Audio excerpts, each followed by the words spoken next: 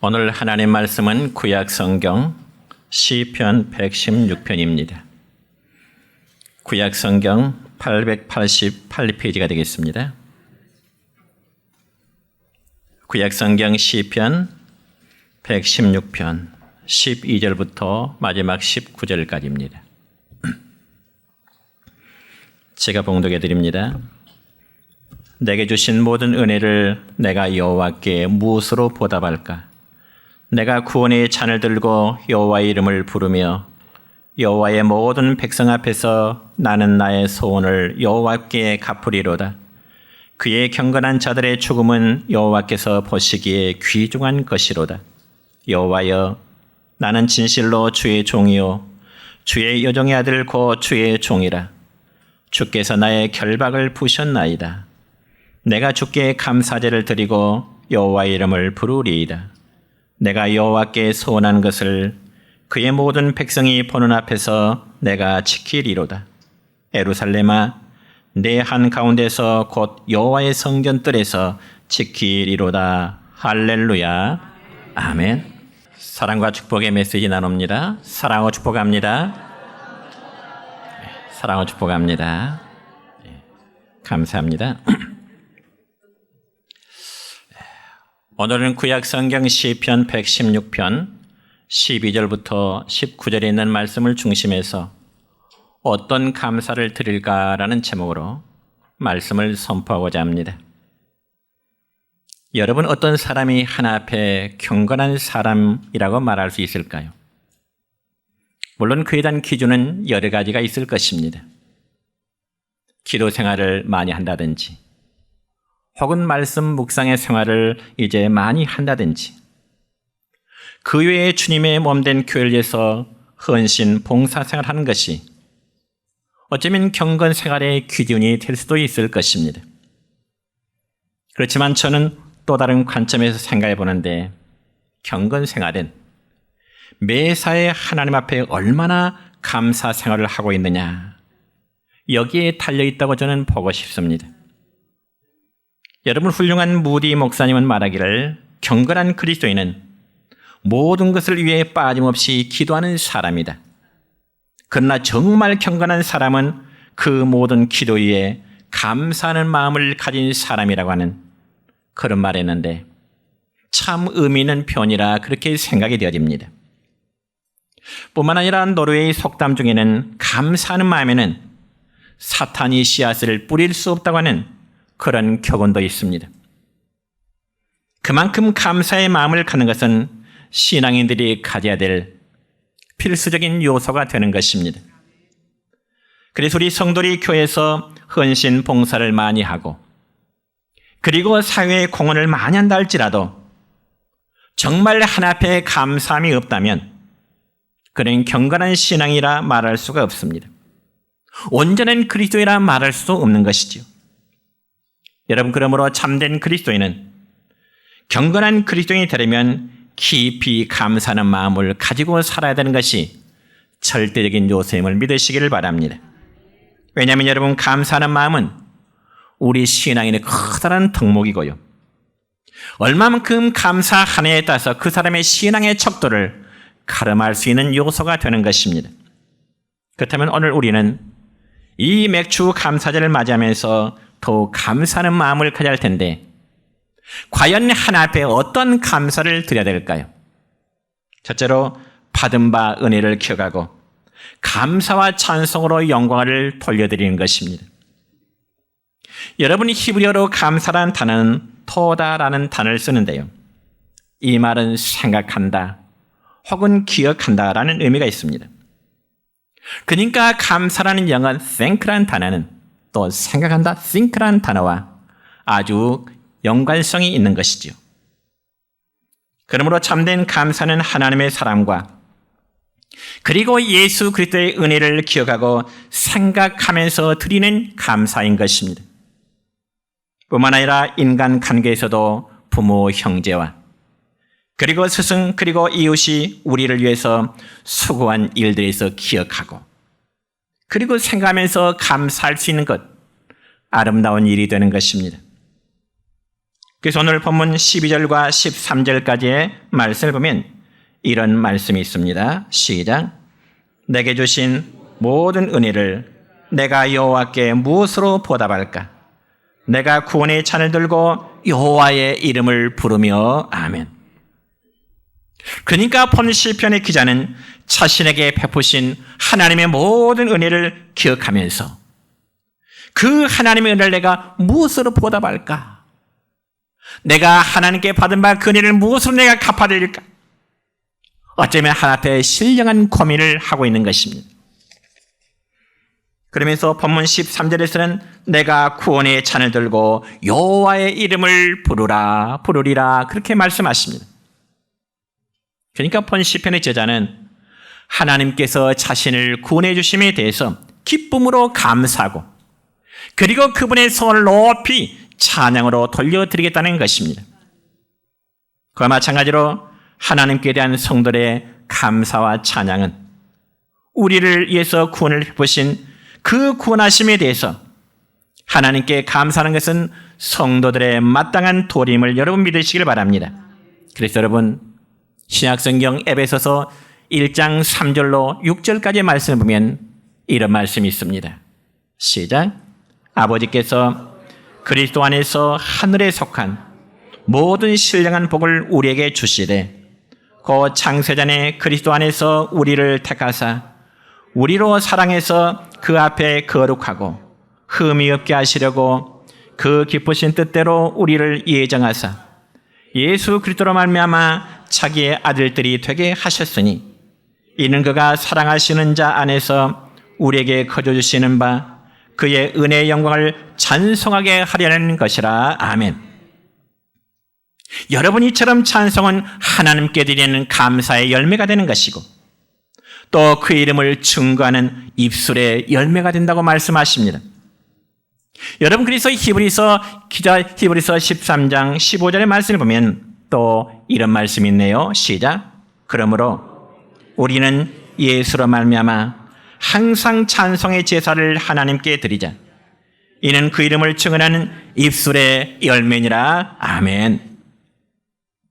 여러분 성도가 하나님께 받은 바 은혜를 깨달아서 알고 또 그 은혜를 잊지 않고 기억하면서 주님께 감사드리며 찬송할 때에 우리 주님은 심히 기뻐하실 줄 믿습니다. 그런데 우리는 이러한 하나님의 은혜를 입고도 감사하며 찬양을 드리지 못하는 경우가 너무너무 많습니다. 여러분 실제로 성경에 기록된 누가복음 17장에 이런 내용의 말씀이 기록되어 있습니다. 예수님이 어느 날 제자들과 함께 예루살렘으로 가시는 도중에 어느 마을에 잠시 들어가게 되었습니다. 그런데 그 마을에 들어가 보니까 그곳에는 나병 환자들 10명의 환자들이 있는 거죠. 그러자 누가복음 17장 13절의 말씀 보면 그들은 예수님을 보게 되자 이렇게 큰 소리를 지릅니다. 뭐라고 소리 지를까요? 시작. 소리 높이 이르되 예수 선생님이여 우리를 불쌍히 여기소서. 여러분 여기 우리를 불쌍히 여기달라고 하는 나병 환자들의 외침이 무엇 때문일까요? 그래서 바로 자신들의 나병을 고쳐달라고 하는 어쩌면 예수님을 향한 절규의 목소리일 것입니다. 그렇다면 10명의 나병 환자 요구에 대한 그러면 예수님의 반응은 어떤 반응을 나타내셨을까요? 그에 대해서 누가복음 17장 14절의 말씀에 보면 예수님은 이런 말씀을 주십니다. 시작. 너희 몸을 보이라 하셨더니 그들이 가다가 깨끗함을 받은지라. 아멘. 여러분 이 말씀 보면 나병 환자들의 요구에 대하여 예수님은 그들을 직접 고쳐주심이 아니고요. 너희들이 세상들에 가서 너희의 몸을 보이라 이런 말씀하십니다. 여러분이 왜 그랬을까요? 능력의 주님이 그 나병 환자들을 직접 고쳐줄 수 있을 것인데 굳이 세상들에 가서 너희들의 몸을 보이라고 말씀하시는 그 예수님의 의도가 과연 무엇일까요? 그건 바로 그 나병 환자들에게 순종을 요구하시기 위함인 것입니다. 그래서 그들은 하나같이 병 고침을 받으리라는 기대와 확신을 가지고 성경에 보니까 제사장들에게 가는 도중에 그들의 몸이 깨끗함을 받은지라 믿으시기 바랍니다. 자기들의 몸을 제사장에게 보이러 가는 도중에, 길을 가는 도중에 그들의 모든 나병이 깨끗함을 받은지라. 그런데 여러분, 이제는 그 다음이 문제입니다. 10명의 나병 환자들이 다 고침을 받았지만은 그 중에 단 한 사람만이 예수님께 돌아와 감사를 드렸더라 말씀하고 있습니다. 여러분, 누가복음 17장 17절의 말씀입니다. 시작. 예수께서 대답하여 이르시되 10사람이 다 깨끗함을 받지 아니하였느냐? 그 9은 어디 있느냐? 그 9은 어디 있느냐? 여러분, 그 9명도 다 고침을 받았을 것인데 그들이 다 어디 갔을까요? 왜 10명 중에 한 사람만이 예수님께 돌아와 감사를 드리고 나머지 9명은 어디 갔을까요? 제가 짐작컨대 아마 그들은 자기 가정으로 돌아가서 자신의 병남을 가족들에게 이야기했을 것이고, 어떤 환자들은 자기의 친구들에게 달려가 자기의 병 나았음을 어쩌면 자랑할 수 있었을 것입니다. 그런데 문제는 그들이 은혜를 입고도 감사할 줄을 몰랐다는 점입니다. 한마디로 배은 망당한 것이죠. 그렇다면 여러분은 어떻습니까? 여러분은 금년 전반기를 살아오시면서 하나님께 받은 바의 은혜를 얼마나 감사하십니까? 바라기는 여러분의 마음이 은혜를 입고도 깨닫지 못하는 이 9명의 나병 환자의 모습이 아니라 정말 항상 감사할 줄 아는 여러분의 믿음 되시기를 주의 이름으로 축원합니다. 두 번째로 헌신의 삶으로 받은 은혜를 보답하는 감사입니다. 여러분, 이제는 요한복음 12장의 말씀을 들을까 해요. 요한복음 12장에 보면은 예수님께서 6월절 엿새 전에 베단이라는 동네에 잠시 들린 적이 있습니다. 여러분, 복음서에 베단이 그러면 그 동네는 나사로와 그리고 마르다 그리고 마리아 3남매가 살고 있는 곳이기도 합니다. 그런데 그곳에서 마리아는 예수님께 아주 비싼 향유를 예수님의 발에 부어서 감사하는 내용이 나오죠. 자, 누가복음 12장 3절의 말씀입니다. 시작. 마리아는 지극히 비싼 향유 곧 순전한 나드 한 근을 가져다가 예수의 발에 붓고 자기 머리털로 그의 발을 닦으니 향유 냄새가 집에 가득하더라. 아멘. 그러면 과연 여러분, 마리아가 예수님의 발에 부었던 그 비싼 향유의 값어치는 과연 얼마나 될까요?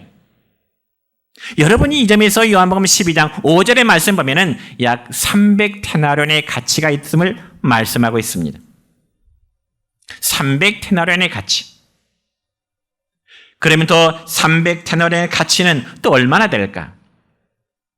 이것을 요즘 환율로 정확히 계산할 수는 없지만은 여러분, 예수님 당시의 노동자의 하루 품삯이 한 데나리온으로 계산하면 쉽게 이해가 될 것입니다.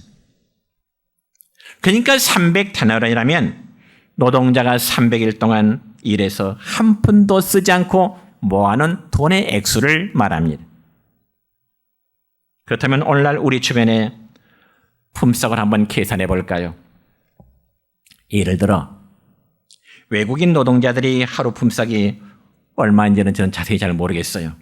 그냥 계산하기 쉽게 외국인 노동자 하루 품삯을 10만 원으로 한번 계산해 볼까요?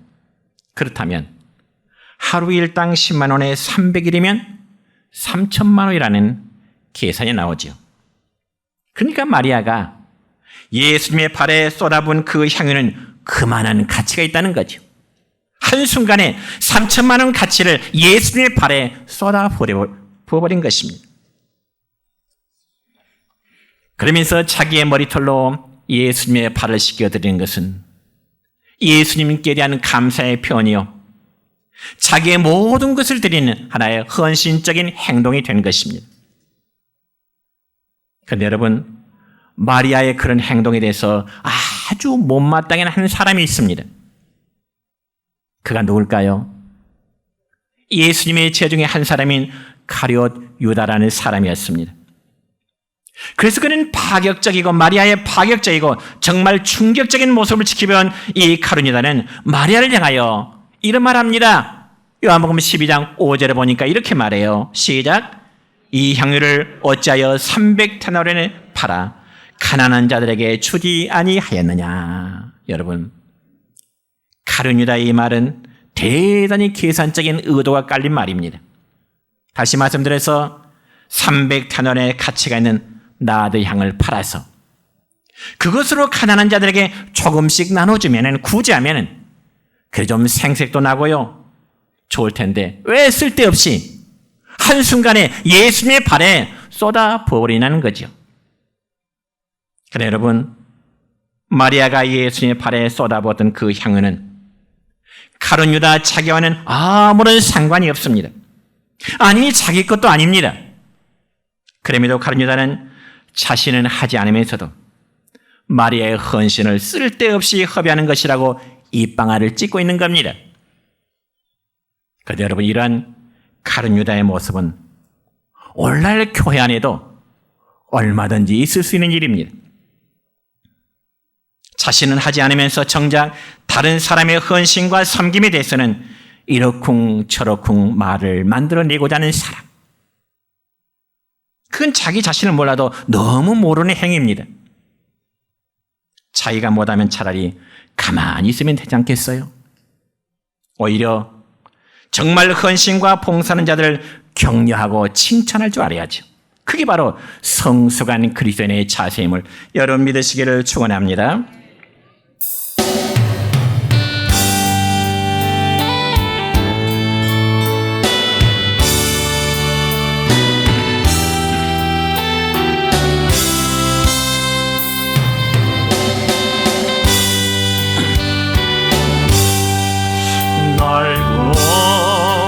하신 주 감사, 모든 것 주심 감사, 지난 추억이네 감사, 주내 곁에 계시네, 향기로운 꿈결에 감사, 외로운 가을 감사, 사라진 눈물도 감사,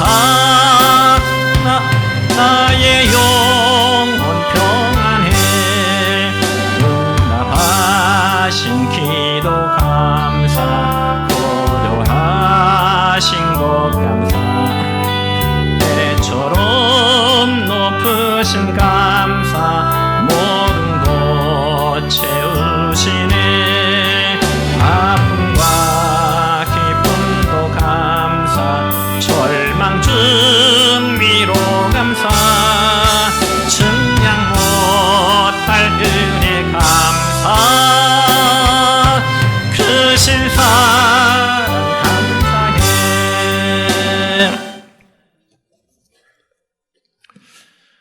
여러분, 가룟 유다가 예수님의 제자로서의 올바른 도리를 행한다면 그는 예수님에 대한 마리아의 선행을 보고 참 칭찬해야 함이 옳은 일입니다. 그럼에도 유다는 마리아의 행위를 아주 못마땅한 시선으로 바라보게 되는 거죠. 그러면서 자기 자신을 드러내고 싶어서 그것을 팔아서 가난한 자들에게 나눴으면 참 좋겠는데 어쩌면 예수님 앞에서는 너무너무 황당한 말을 하고 있는 것입니다. 그렇다면 가룟 유다의 말에 대해서 예수님은 그에게 어떤 반응을 나타내실까요? 요한복음 12장 7절의 말씀입니다. 시작. 예수께서 이르시되 그를 가만두어 나의 장례할 날을 위하여 그것을 간직하게 하라. 아멘. 여러분, 마리아는 값진 향유를 예수님의 발에 부었을 뿐만 아니라 자기의 머리털로 친히 예수님의 발을 닦아드리는 것입니다. 특별히 유대인들은 자신의 머리털을 대단히 소중히 여긴 것이죠. 실제로 고린도전서 11장 15절의 말씀 볼까요? 시작. 만일 여자가 긴 머리가 있으면 자기에게 영광이 되나니, 그렇습니다. 여성에게 긴 머리는 여러분 옛날이나 지금이나 아름다움을 지켜주는 중요한 요소가 되죠. 근데 그 영광스러운 자기의 머리카락으로 예수님의 발을 닦아야 된다는 것은 자신을 아주 비천한 종으로 여기는 자세입니다. 그래서 여러분 신약성경 요한복음 12장의 내용과 똑같은 내용의 말씀이 마가복음 14장에도 기록되어 있는데 마가복음 14장 8절과 9절의 말씀은 이런 말씀이 기록됩니다. 시작. 그는 힘을 다하여 내 몸에 향유를 부어 내 장례를 미리 준비하였느니라. 내가 진실로 너에게 이르노니 온 천하에 어디서든지 복음이 전파되는 곳에는 이 여자가 행한 일도 말하여 그를 기억하라 하시니라. 아멘. 그러므로 마리아가 예수님의 발에 향유를 부어드린 사건은 너무너무 아름다운 사건이기 때문에 오늘날까지 많은 그리스도인들에게 너무 깊은 인상을 주고 있는 것입니다. 그래서 어떤 사람 말하기를 그 장면을 교회사에서 가장 아름다운 헌신의 장면이라 그렇게 역사가들이 표현하기도 합니다. 그러면 과연 마리아가 예수님에게 이런 아름다운 헌신을 하게 된 그 이유는 과연 무엇일까요? 그것은 한마디로 특별한 사랑을 받은 감사의 표현이었습니다. 여러분, 하나님께 대한 감사는 깨닫는 자만이 할 수 있는 것입니다. 즉, 이 말을 바꾸자면 신앙생활의 연조가 아무리 깊고 신앙의 횟수가 아무리 길어도 하나님의 은혜를 깨닫지 못하면 절대로 감사할 줄을 모른다는 것입니다. 그래서 하나님은 은혜를 깨닫는 자들에게 감사가 넘치고 그 감사의 보답으로 아낌없는 헌신의 사람이 될 수 있는 것입니다. 어떤 분이 이런 신앙의 간증 기록이라는 것을 한번 인용할까 합니다. 자신은 몸도 좋지 않고 또 학벌도 좋지 않은데 어느 면으로 봐도 잘할 것이 하나도 없는데 자신은 하나님의 축복 속에 살아가고 있음을 항상 의식했습니다. 그러면서 하루는 기도하는 가운데 왜 하나님께서 자기에게 복을 주실까? 배움도 다른 사람에 비해서 짧고 가진 것도 없고 어느 것 하나라도 정말 하나님의 사랑을 받을 만한 조건이 전혀 없는데 놀라운 것은 하나님의 은혜와 복을 순간순간 누리고 살아가고 있다는 것을 늘 깨닫게 된 것이죠. 그렇게 기도할 때 어느덧 갑자기 자기 어린 시절이 머릿속에 떠올랐습니다. 어린 시절 그가 시골 교회에서 신앙생활할 때 하루는 그가 기도하러 교회를 갔는데 천둥 소리가 나고 그리고 벼락이 치더니만 갑자기 비가 쏟아지더라는 겁니다. 그저 어린 그 아이의 마음속에 이왕 기도하러 교회 가는 김에 그래도 잠깐이라도 교회에서 기도하기 위해서 교회 안으로 들어갔습니다. 그리고 기도를 시작하자마자 갑자기 벼락치는 소리가 나더니만 천장에 기와를 연 진흙덩이가 떨어져 내리더라는 거죠. 그래서 어린 그 아이는 하나님의 교회가 하나님께 예배하는 이 예배당이 더러워서 되겠는가? 어린 주일학생이 떨어지는 진흙을 몸으로 받아서 계속 교회 밖으로 이제 버리기를 수없이 했다는 겁니다. 그러면서 그는 어린 시절 교회를 사랑하는 깊은 체험, 교회를 사랑하는 깊은 체험, 그것을 했다는 것입니다. 그러면서 그는 경험에서 아무도 자신을 보지 않았지만 하나님이 나를 보신다는 확신으로 매 순간순간 살게 되라는 것입니다. 그래서 그는 항상 하나님께 고백하기를 나는 자격이 없지만 하나님의 은혜로 이만큼 살게 되었다고 하는 감사의 고백이 그의 생활 속에서 하나 앞에 머리를 좌릴 때마다 하나님 감사합니다. 배운 것 없고 가진 것 없고 예모적으로 부족하지만 이처럼 하나님 내게 복을 주십니까? 은혜를 감사하면 감사할수록 더 많은 감사의 조건들이 기억이 나더라는 것입니다. 그렇다면 우리 모두도 정말 헌신된 삶으로 받은 은혜를 보답할 수 있는 여러분 되시기를 축원합니다. 세 번째로 역경 중에서도 합력하여 선을 이루심을 믿고 드리는 감사입니다. 여러분 사람이라면 어느 누구나 환경이 좋을 때 드리는 감사는 참 비교적 하기 쉽습니다. 내 일이 잘 풀리고 환경이 좋으면 참 감사하기 쉬워요. 그러나 고난 중에 기뻐하며 감사하는 사람은 그다지 많지가 않습니다. 그럼에도 불구하고 고난 중에 기뻐하고 감사할 수 있는 것은 오직 큰 믿음의 사람만이 할 수 있는 유일한 것입니다. 그래서 여러분 우리가 성경에 보면은 고난 중에도 정말 기쁨으로 감사할 수 있던 믿음의 사람 몇 사람을 소개한다면 첫째는 요나라는 사람입니다. 요나. 그는 어떤 사람일까요? 그는 북쪽 이스라엘에서 선지자로서 활동을 했던 사람입니다.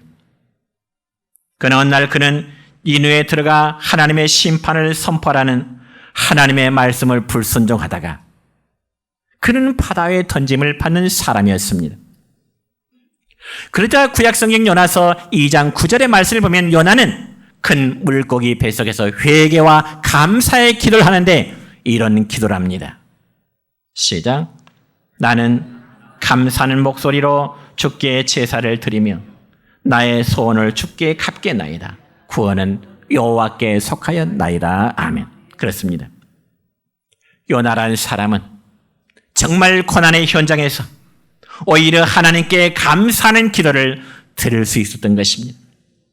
그럴 때 하나님은 요나의 기도를 들으셨음을 여러분 믿으시길 바랍니다. 두 번째는 하박국 선지자입니다. 여러분 하박국 선지자는 남쪽 유다에서 활동했던 선지자입니다. 즉 요나가 북쪽 이스라엘에서 선지자의 활동을 했다면 이 하박국은 남쪽 유다에서 선지자의 활동을 하게 된 거죠. 그런데 그 시대 유다 나라의 천하 환경은 너무너무 비참한 환경이었습니다. 그럼에도 하박국 선지자는 하나님 앞에 이런 기도를 합니다. 어떤 기도일까요? 구약성경 하박국 3장 17절과 18절 보면은 이 하박국 선지자의 유명한 기도가 나오는데요. 내용은 이렇습니다. 시작. 비록 무화과나무가 무성하지 못하며 포도나무에 열매가 없으며 감람나무에 소출이 없으며 밭에 먹을 것이 없으며 우리의 양이 없으며 외양간에 소가 없을지라도 나는 여호와로 말미암아 즐거워하며 나의 구원의 하나님으로 말미암아 기뻐하리로다. 아멘. 그렇습니다.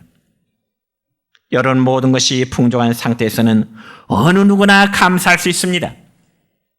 그러나 정말 열악하고 어려운 환경에서 나오는 감사는 오로지 믿음의 사람만의 입에서 나오는 감사가 될 것입니다.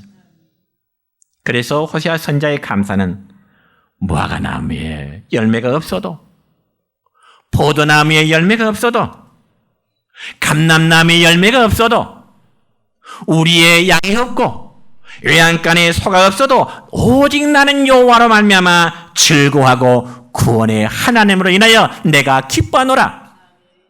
그렇습니다. 이라는 감사가 우리 모두의 감사가 되시기를 축원합니다. 세 번째는 다니엘의 감사입니다. 여러분 다니엘이라면 이스라엘의 남쪽 유다 사람이었는데 그는 주전 605년경 바벨론이라는 나라가 유다 나라 예루살렘을 점령했을 때 포로로 잡혀간 사람 중에 한 사람입니다. 특별히 바벨론은 유다 예루살렘을 함락한 이후에 많은 젊은이들을 포로로 잡아갔습니다. 물론 그 중에는 다니엘과 그의 세 친구들도 함께 포함되어 있습니다. 그런데 다니엘과 세 친구들은 비록 그들이 유다 나라에서 바벨론 나라로 포로로 끌려갔지만 그들은 오히려 왕실에서 바벨론 나라의 교육을 받는 등 특별한 대우를 받게 되었습니다. 그러면서 다니엘은 훗날 이제 비록 포로의 신분이었지만 하나님께서 그를 높이시어 바벨론의 총리가 되는 그런 자리에 이르기까지 되었습니다. 그러자 다니엘은 비록 자신이 이방 나라의 총리까지 이르게 되었지만 그가 하나님을 섬기는 신앙의 자세만큼은 결코 흐트러짐이 없었습니다. 그래서 다니엘은 패망한 차게 조국 유다 예루살렘을 향하여 날마다 창문을 열어놓고 하루에 3번씩 기도하는 자세를 갖추게 된 것입니다. 그런데 문제는 여러분, 다니엘이 총리가 되는 것을 시기하는 사람들이 있었습니다. 그리고 그들은 다니엘이 자기의 조국 예루살렘을 향해 기도한다는 죄목을 왕에게 보고하게 됩니다. 그러자 다니엘은 바벨론 땅에서 총리의 신분으로, 그리고 이스라엘 하나님 여호와께 기도하면 사자굴에 들어가 사자굴의 사자들의 먹이가 된다는 것을 알면서도 다니엘은 기도하기를 쉬지를 않았습니다. 그래서 실제로 구약성경 다니엘서 6장 10절의 말씀 보면 이런 말씀이 기록됩니다. 시작. 다니엘이 이 초서에 왕의 토장이 찍힌 것을 알고도 자기 집에 돌아가서는 윗방에 올라가 예루살렘으로 향한 창문을 열고 전에 하던 대로 하루 3번씩 무릎을 꿇고 기도하며 그의 하나님께 감사하였더라. 아멘. 그렇습니다. 이처럼 믿음의 사람은 고난 속에서도 정말 죽으면 죽으려고 하는 자세로 감사하는 자임을 여러분 믿으시길 바랍니다. 4번째는 신약성에 보니까 바울과 실라라는 사람이 나옵니다. 여러분, 바울과 실라, 그들은 복음, 즉 전도한다는 죄목 때문에 그들은 잡혀서 매를 맞고 감옥에 갇히게 되었지만은 그들은 감옥 속에서 기도하고 찬송하는 일을 쉬지를 않았습니다. 그러니까 사람이란 고난과 역경을 만나도 우리가 생각을 바꿔서 감사하면 불행한 삶이 행복한 삶으로 바뀌어지게 될 줄 믿으시길 바랍니다. 우리의 생각을 바꾸자는 거지요. 내 환경이 어렵지만은 생각을 한번 바꾸자는 거죠. 여러분, 이런 이야기가 있습니다. 어떤 처녀가 자기 남자친구로부터 반지를 받았습니다. 그런데 어떻게 하다 보니까 이 처녀가 반지를 잃어버렸어요. 집에 돌아서는 엄마 앞에 투정을 부립니다. 성질을 부르래요. 어쩌면 그 반지 한 개를 잃어버림으로써 행복과 자존심, 아마 모든 것을 잃어버린 것 같은 그러한 모습이었습니다. 그자 그런 딸을 본 엄마가 웃으면서 딸에게 이렇게 말합니다. 딸아, 너는 반지를 잃어버렸지만 손가락은 안 잃어버렸지 않니? 반지는 잃어버렸지만 손가락은 안 잃어버렸지 않니? 네 손가락마저 잊어버렸다면 어떻겠니? 반지야 다시 살 수 있지만 손가락은 살 수 없는 거야. 그렇습니다, 여러분. 조금 전에도 말씀드린 것처럼 죽음 앞에서 감사한 요나에게는 다시 기회가 주어져서 그가 니네로 가서 사명을 잘 감당할 수 있었고요. 하박국 선지자는 높은 신앙의 경지에서 멀리 내다보는 하나님의 도우심을 기대하게 된 것입니다. 뿐만 아니라 다니엘은 사자굴에서도 하나님의 특별한 보호를 그가 체험하게 되어서 그의 일로 하나님께 영광을 드러냈고요. 또한 바울과 실라는 감옥 속에서 오히려 기도와 찬송함에 오히려 간수장과 그의 가족들을 구원할 수 있는 역사를 이루었던 것입니다. 그렇기 때문에 여러분, 구약성경 시편 50편 14절과 15절의 말씀 보면 이런 말씀이 있습니다. 시작. 감사로 하나님께 제사를 드리며 지존하신 이에게 내 손을 갚으며 환난 날에 나를 부르라. 내가 너를 건지리니 네가 나를 영화롭게 하리로라. 아멘. 이제 말씀했습니다. 우리는 금년 한 해 절반을 잘 살아왔습니다. 물론 지난 6개월 동안 각자의 삶에는 여러 가지의 많은 삶의 변화들이 있었을 것입니다. 오늘 우리 장로님이 기도하신 것처럼 때로는 살아가는 가족과 이별하는 아픔도 있는 우리 성도님들 계시고요. 때로는 육체적인 질병의 고통을 앓는 분도 계셨습니다. 그러한 중에 우리가 감사할 수밖에 없는 것은 하나님은 모든 것을 합력하여 선을 이루시는 하나님이심을 믿으시기를 바랍니다. 그러므로 고난과 역경 중에서도 믿음을 견고히 하여 매사에 감사할 수 있는 여러분 되시기를 주님의 이름으로 축원합니다.